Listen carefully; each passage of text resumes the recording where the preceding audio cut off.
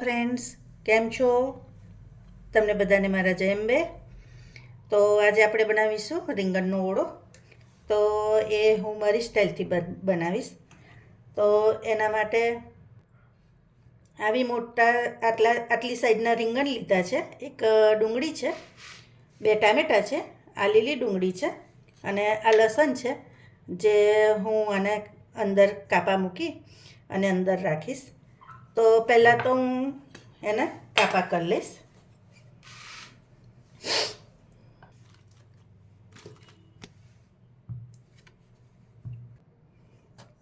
તો આવી રીતે કાપા કરી લેવાના, અંદર જોઈ લેવાનું.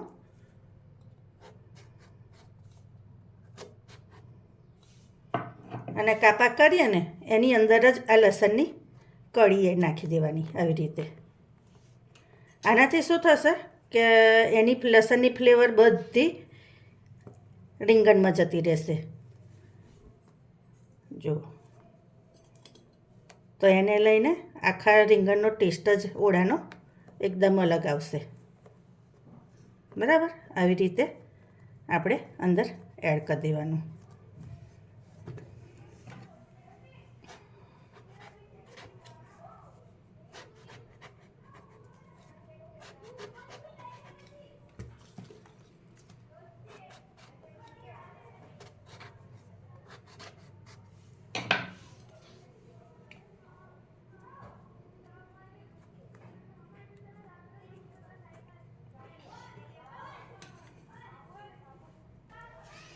હવે એવી રીતે આપણે ટામેટાને થોડા કટ કરી દઈશું.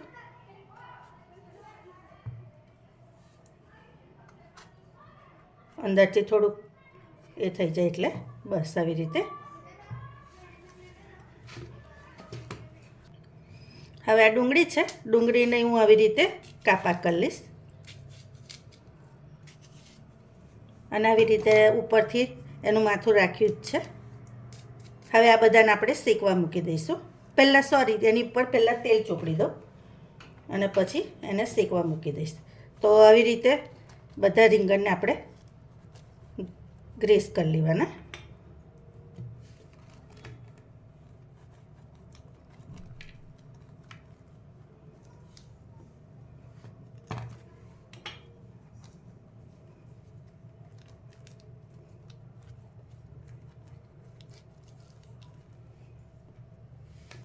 એવી રીતે ટામેટાને હોય કરી લેવાનું.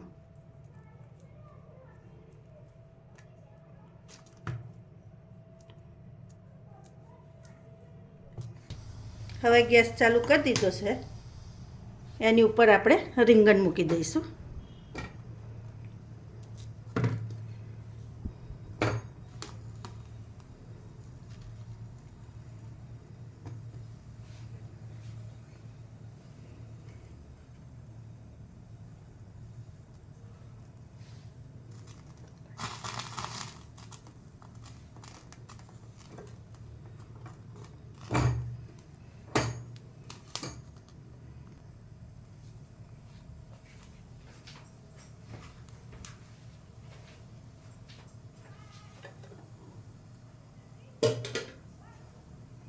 આવી રીતે ફેરવતા આપણે બધા રીંગણ શેકી લઈશું.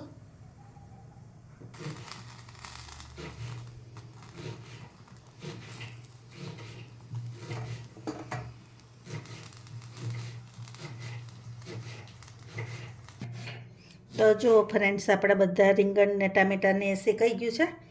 હવે એને આપણે છોલી લઈશું. તો ફ્રેન્ડ્સ, આવી રીતે ઓળાને મેં સ્મેશ કરી લીધો છે. હવે આ કઢાઈ મૂકી છે. કઢાઈમાં આપણે થોડુંક તેલ એડ કરવાનું. આ મેં સિંગ તેલ લીધું છે અને હું થોડુંક વધારે રાખીશ આમાં.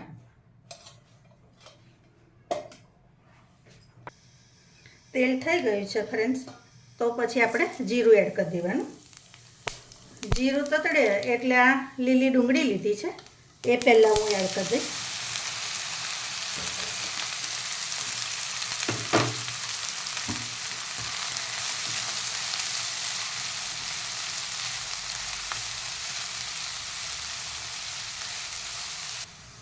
હવે ડુંગળી આટલી થશે ને એટલે હું આ જે આપણે શેકી હતી ને એ ડુંગળી એડ કરી દઈશ.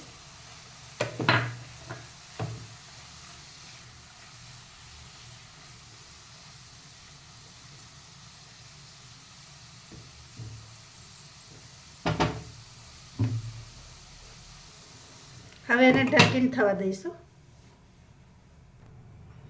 હવે આપણે ખોલીને જોઈ લઈશું.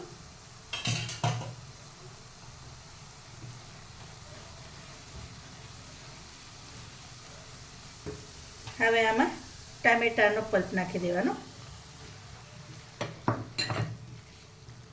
અને જોડે હિંગ છે એ પણ થોડીક એડ કરી દઈશ.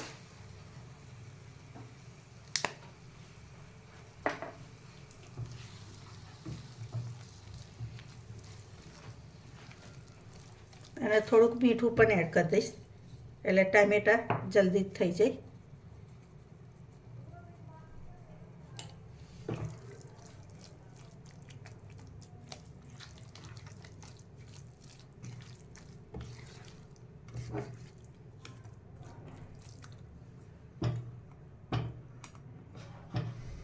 હવે આપણે આને થવા દઈશું, ઢાંકીને થવા દઈશું.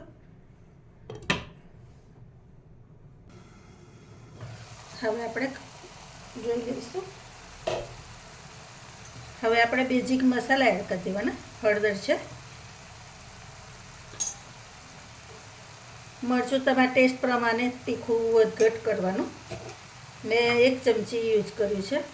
આ કલરવાળું મરચું છે એ એડ કરીશ.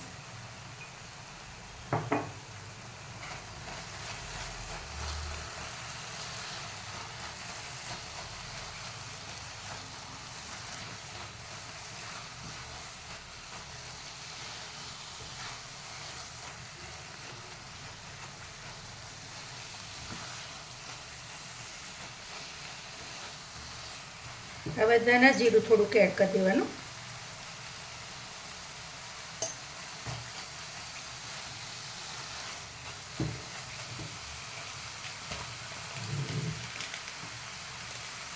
એક ચમચી જેવો ગરમ મસાલો છે એ હું એડ કરીશ.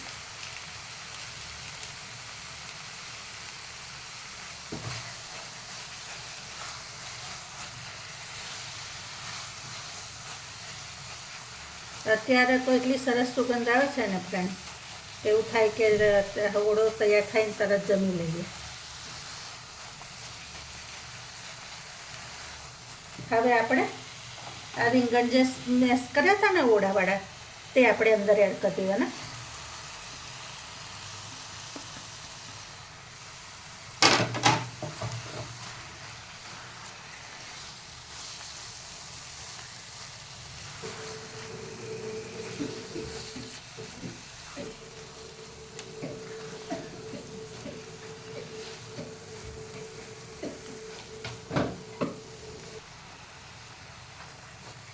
હવે આમાં થોડુંક પાણી હું એડ કરીશ.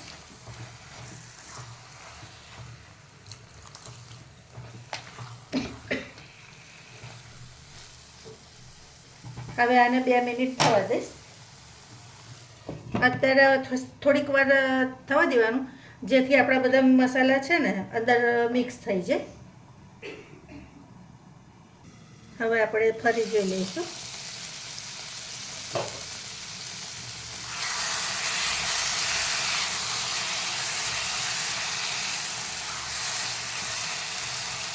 હવે થોડુંક મીઠું રીંગણના ભાગનું આપણે અંદર એડ કરી દેવાનું.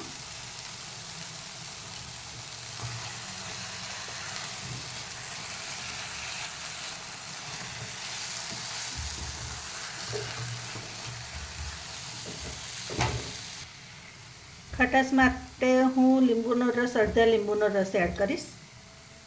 તમારે ખટાશ એડ કરવી હોય તો જ કરવાની, ના કરવી હોય તો વાંધો નહીં.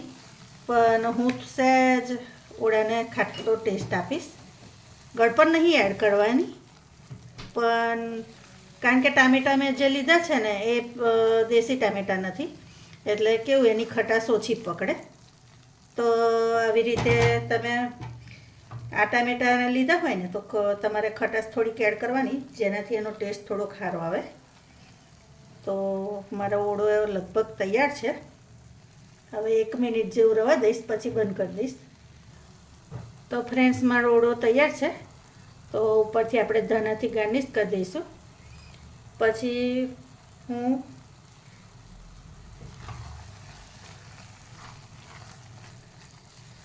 તમે આ રીતે મારી રેસીપી બનાવજો અને કેવી બને છે એ પણ કહેજો. તો ચાલો એક નવા વિડીયોમાં ફરી મળીશું. જય અંબે.